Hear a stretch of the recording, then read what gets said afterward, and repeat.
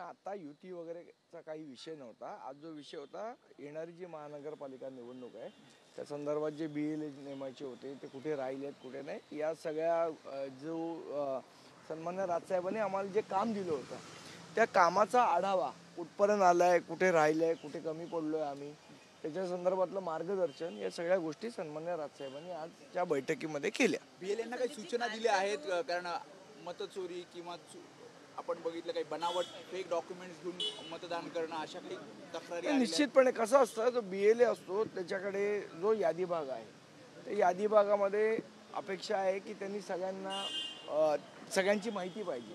त्यामुळे जो कोण बोगस मतदान कोण करतंय का, कोणी बोगस नाव नोंदणी केली आहे का या संदर्भातली तपासणी करणं इझी होईल या संदर्भातलं मार्गदर्शन सन्माननीय राजसाहेबांनी केलं। भाषणामध्ये म्हटलं की आम्ही याआधी सुद्धा मी म्हटलं ना आता पण म्हणतो म्हणे की आम्ही एकत्र आलो एकत्र राहण्यासाठी, तर या चर्चा आता पुढे जाणार आहेत असं म्हणायचं। मला असं वाटतं युती संदर्भातला जो निर्णय असेल सन्माननीय राजसाहेब घेतील आणि योग्य वेळी आपल्याला सांगतील। परंतु कालचं त्यांचंही वक्तव्य त्यांनी दुसऱ्यांना केलेलं असल्यामुळे चर्चा अशी आहे की शिवसेनेने आपल्याकडून युती एक प्रकारची जाहीर केलेली आहे।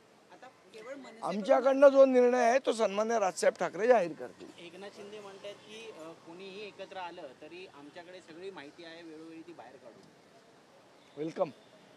सर, बाळासाहेब ठाकरेंच्या संदर्भात रामदास कदमांनी काल असं वक्तव्य केलं दोन्ही ठाकरे एकत्रित येण्यावरून असं किती लोक एकत्रित आले तरी आम्हाला काही फरक पडत नाही अशा पद्धतीचं ते त्यांनी वक्तव्य केलं। येणारा काळ ठरवेल। मला असं वाटतं अजून युती करायची नाही करायची या संदर्भातला निर्णय सन्माननीय राजसाहेब घेतील आणि तो निर्णय एकदा होऊ दे, ते झाल्यानंतर ज्यांना जी उत्तरं द्यायची ते आम्ही देऊ। संदीप देशपांडेजी रामदास कदम म्हणतात की बाळासाहेब आता म्हणजे त्यांचं निधन होऊन आता जवळपास 10 वर्ष झाली आणि त्याच्यानंतर ते आता गौप्यस्फोट करतात की ते मेल्यानंतर त्यांची 2 दिवस बॉडी ठेवण्यात आलेली होती।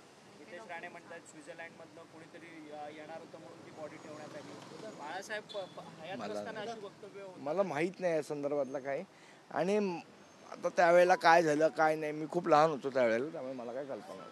बूथ लेवलच्या बैठका कारण होत आहे तर नेमकं कशा पद्धतीनं तुम्ही बघताय की कुठे काय प्रक्रिया आहे, निवडणूक आयोग काय करते याच्यावरती तुमचा वॉच कसा आहे? निश्चितपणे असणार आहे। यात BLAंच्या माध्यमातूनच आमचा वॉच पूर्णपणे आहे।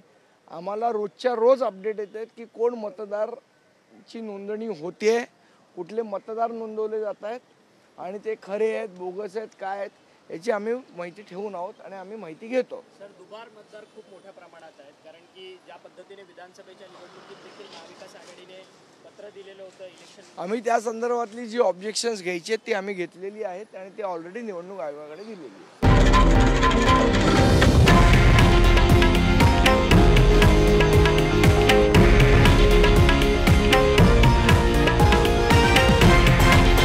हे आहे देशातील नंबर 1 न्यूज नेटवर्क आणि आपण पाहत आहात TV9 मराठी, एकमेव।